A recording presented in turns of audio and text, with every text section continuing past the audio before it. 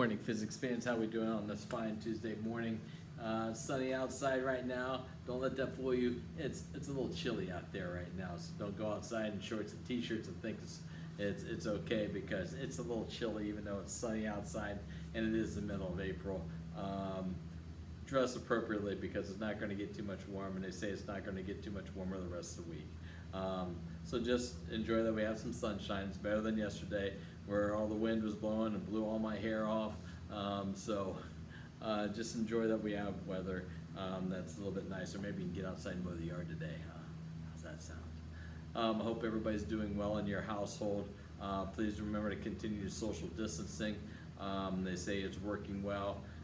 What we'll do is we'll go over some notes today. I'll also put online 4 or 5 questions for you to go through also, just to over the ideas that we've talked about today. Hopefully you've been keeping up with the material, and some of the material last couple of days I've reposted some additional problems for you guys to be able to do. I just reposted them from last Thursday or 2 Thursdays and Fridays ago, so I just reposted them. Please make sure you go through them because that's a way for me to evaluate you. So please do go through them. Today we're going to start out with just a bunch of review, go through a buoyant force and apparent weight problem and a couple buoyant force problems. That's all we're going to do today, but we're going to start out with some review ideas.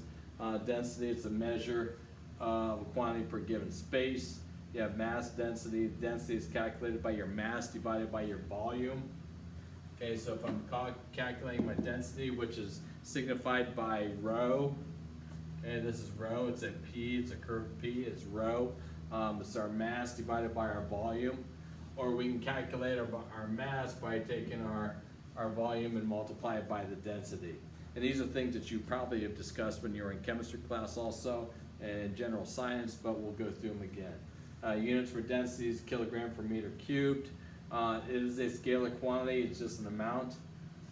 Apparent weight is the weight of an object in the submerged fluid. Okay, that's the weight of the object, because objects will have buoyant forces. Okay, that will decrease the weight of the object, and we went through a demonstration of that last week.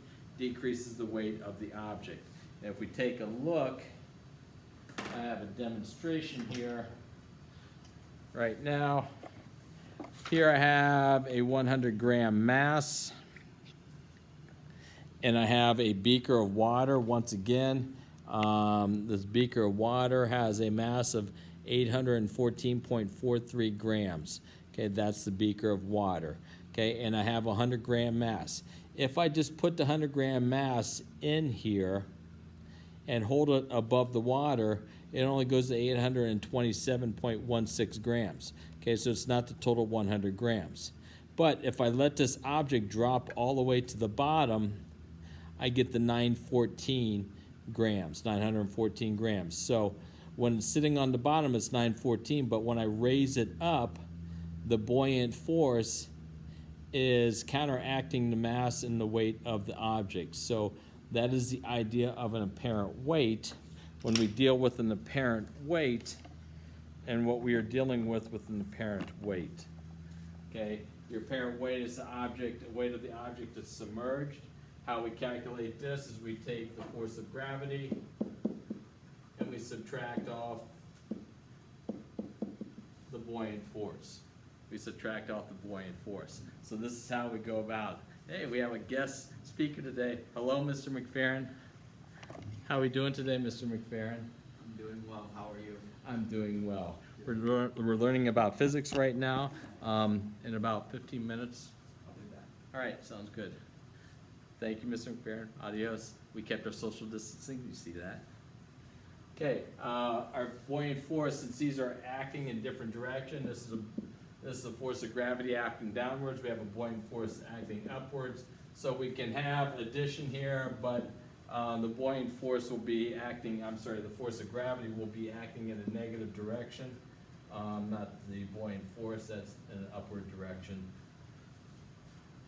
Pressure is calculated by the magnitude of the force exerted on the surface. Pressure is force divided by surface area. So if I have a cube,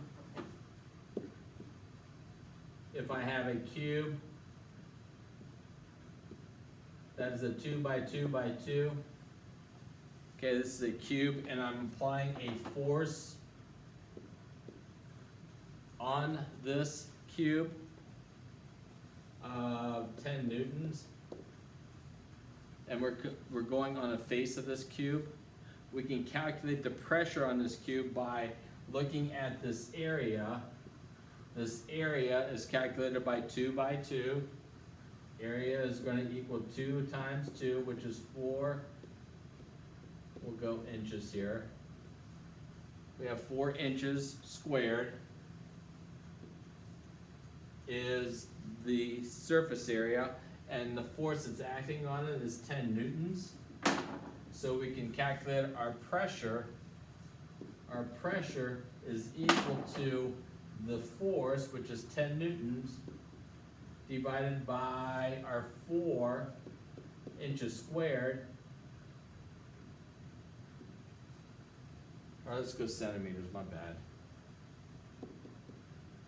Let's go centimeters. My bad. So we have centimeters squared. So we have 2.5 newtons per centimeters squared. And if I would change this to the meters, I can change it into pascals at that point. So this would be the amount of pressure in newtons per centimeter squared. If I did this in meters, 2 centimeters is equal to 0.02 meters. So my area would be 0.02 times 0.02. So we have 4.004 meters squared. So I take 10 and divide it by 0.0004. I come down to 25,000 newtons per meter squared. Newtons per meter squared, which was once again pascals. So that would be an example of how we calculate our pressure. Pressure is a vector quantity in the direction of the force. So it's going to be acting inwards on the face that we have. Once again, this is all review that we did from last week or 2 weeks ago. The net upward force is the buoyant force. Density of water is 997. Some will say 1,000 kilograms per meter cubed. It varies on the type of water that you have and the temperature of the water. Let's find the buoyant force and the apparent weight on this cube. Once again, we have gravity that's acting downwards. We have gravity is acting downwards. Let's see here. Let's put the density of this object, density of the block to be, density of water. We'll call it 1,500 kilograms per meter cubed. That will be the density of the block. I did not add it on there. What we want to be able to do is we want to be able to find what the buoyant force is. Well, we have the force of gravity that pulls it downwards. The force of gravity pulls it downwards, and the buoyant force is pushing it upwards. So let's calculate the buoyant force. And as we worked on last week, the buoyant force is calculated by the volume of the fluid, or density of the fluid, gravity, and volume of the object. Okay, that is our buoyant force. Well, the volume of this object is 2 centimeters by 3 centimeters by 1 centimeter. So we have, if we convert this all into meters, 0.02, 0.03, 0.01. We can multiply these all together. So we have 0.023 2 times 0.01. We have 6 times 10 to the negative 6 meters cubed. That is our volume of the object. So we have the volume of the object. We have the volume of the object We have the density of the fluid and we have gravity here. So to calculate our buoyant force, we have density of the fluid 997 times gravity 9.81 times the volume of this object, which is 6 times 10 to the negative 6. So if I multiply, let's see, 997 times 9.81, we have our buoyant force is equal to 9780.57 newtons. That is our buoyant force. And I have a feeling I'm going to run into problems that I did last week also. If we take a look at the weight or the force of gravity, our force of gravity is going to equal to mass times acceleration. We have to calculate our mass up here first. So our mass can be calculated by taking our volume and multiply it by the density. Oh, let's see here. How can I change this?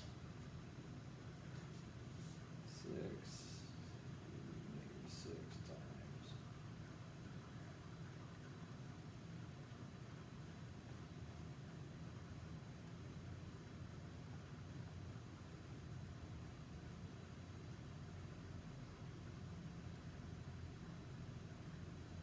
No, I still botched this up. We can take our density, so I get for that. We can calculate our mass times by our density times the volume of the object. So we can take the volume of the object, which is 6 times 10 to the negative 6 times its density, and I'm not going to get a very good volume here. Not going to get a very good volume here, or mass here. What's going to happen is my buoyant force is going to be greater than my force of the object. So if I take my 1500 and multiply it by the volume of the object is 6 times 10 to the negative 6. We will get 0.009 kilograms. If we multiply this times 9.81, we get the weight of the object,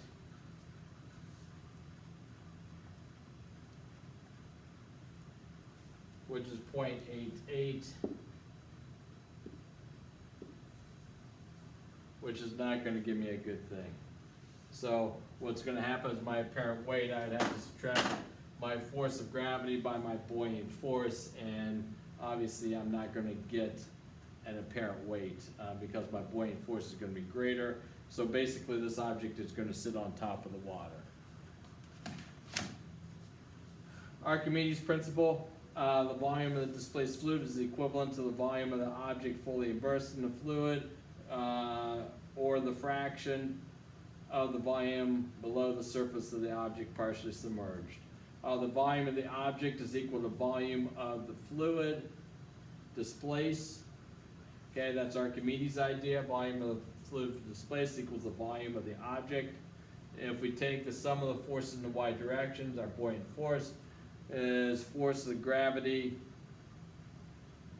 density of fluid times gravity times my volume of the fluid. Okay, the volume of the fluid is also equal to the volume of the object. And this volume of the object is also equal to the volume displaced. So I really don't need this here. If I just take my buoyant force is equal to volume of the density of the fluid times gravity times volume of the fluid, which is also the volume of the object. What happens is I have the mass of the fluid times my gravity, which is basically the weight of the fluid that's being displaced.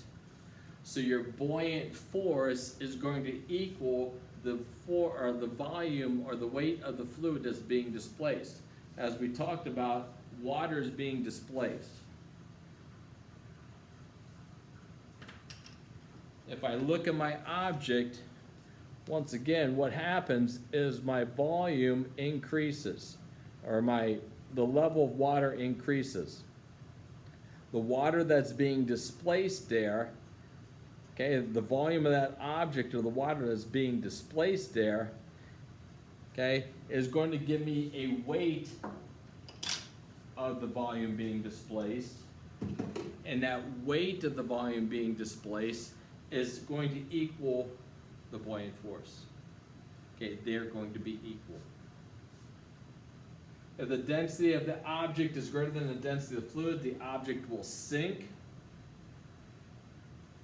If you think about air bubbles in water and a water surface, okay, if I have air bubbles in the water surface, I'm in a pool, and I blow air out of my lungs, okay, what happens is the air travels to the top, okay, because the density of air is less than the density of water, okay, the air will float to the surface. Anything that's less dense will float to the surface or float, okay? So the density of the object is greater than the density of the fluid, then the object will sink. If the object's not as dense, then the object will float.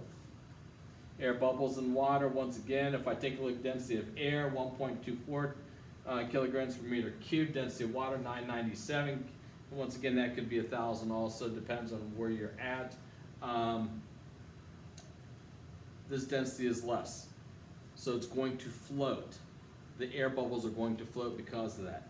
Now, if we take a look at objects, when matter turns from a liquid to a solid, we will increase in density because the particles bond closer together, it's more compressed.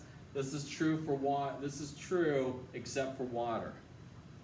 Okay, when water forms into a solid, which is ice, it's going to become less dense.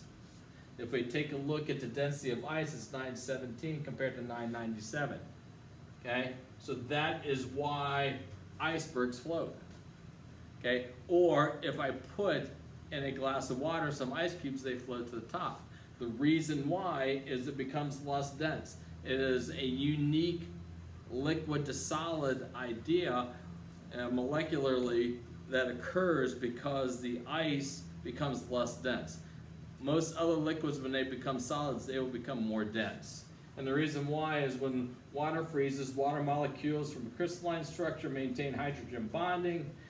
Solid water or ice is less dense than liquid.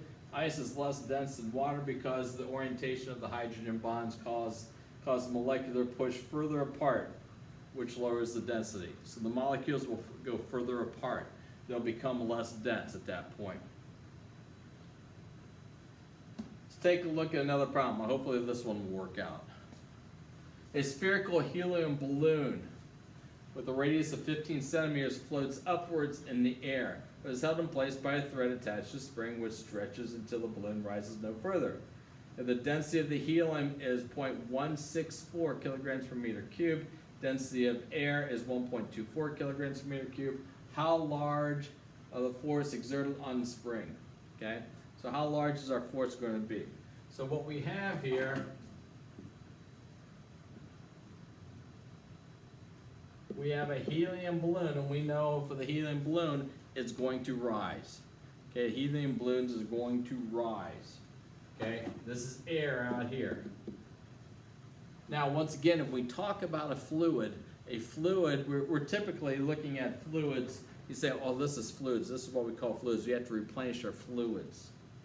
But in the scientific world, fluids are also air. Okay, they're free flowing. If they're free flowing, then it's going to be called a fluid. Okay, now it could be air, it could be water, it could be a liquid. Okay, it could be a gas or it could be a liquid. But both of those are free flowing. So when we have this, we have a buoyant force. We still have buoyancy, even though we're not talking the typical. Yes, we talk about the typical when you're in water, you have a buoyant force. But in air, we have buoyant forces also. We are more dense than air. That's why we sink to the ground. Okay, we're more dense than air. Okay, so the buoyant force, our body weight is greater than the buoyant force that's pushing up against us. So what we have here is we have a buoyant force that's pushing it upwards, and we have a force of gravity that's pushing it downwards. Okay, we have a buoyant force that's pushing it upwards, we have a force of gravity that's pushing it downwards. So if we take a look at the volume of the object, well, what we have here is a sphere.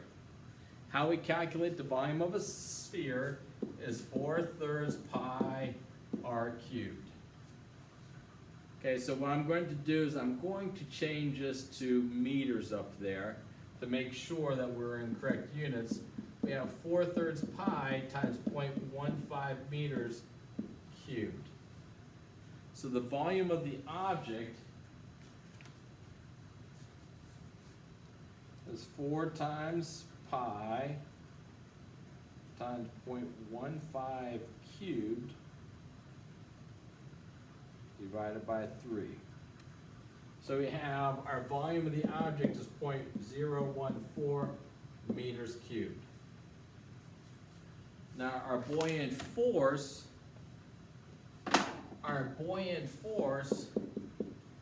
is equal to rho of the fluid times gravity times the volume of the object. Okay, so the density of air is 1.24 times 9.81 times the volume of our object, 0.014.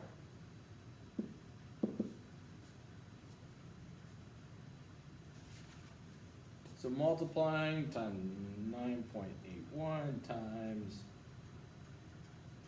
1.24, our buoyant force is equal to 0.172 newtons. Now we also have the force of gravity here. The force of gravity of this balloon is mass times gravity, but we have to be able to find the mass of this balloon. Well, the mass density is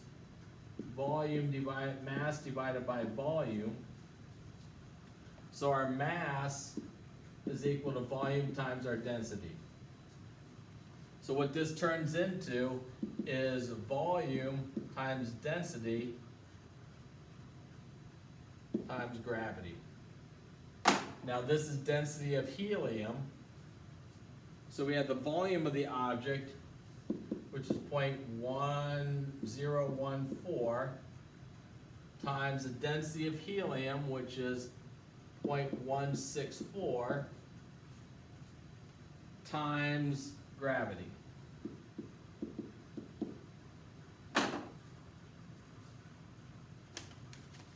So we have 0.014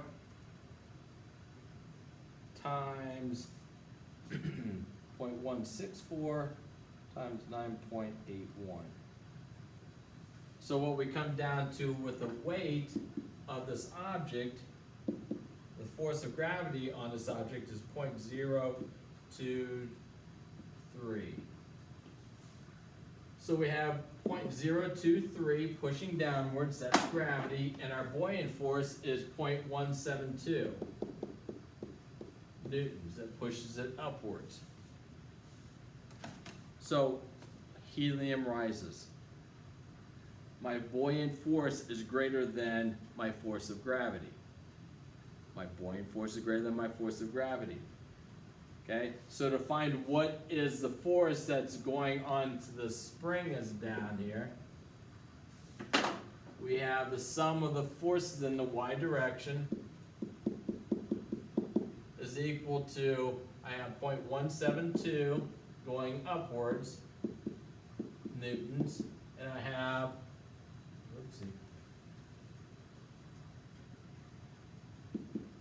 negative 0.023 newtons going downwards. So the amount of force that's on the spring is 0.172 minus 0.023 is 0.149 newtons. And that's going upwards.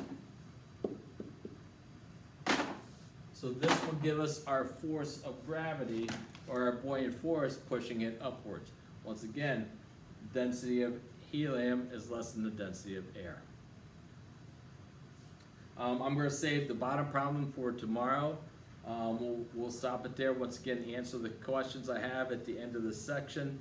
It's going to be some review ideas in regards to what we've talked about today, and looking at some calculations. So look at those and complete those for tomorrow.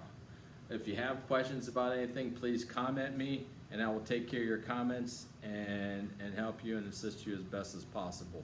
Once again, if you have a chance to get outside, this will be dry out today. Once again, you get some mowing in maybe. There we go. Clean up the yard for your parents. That would be fine also. Stay safe. Hope everybody stays safe. Keep your social distancing. FaceTime people, talk to people. Keep your socializing going. Adios, you folks. Have a great day.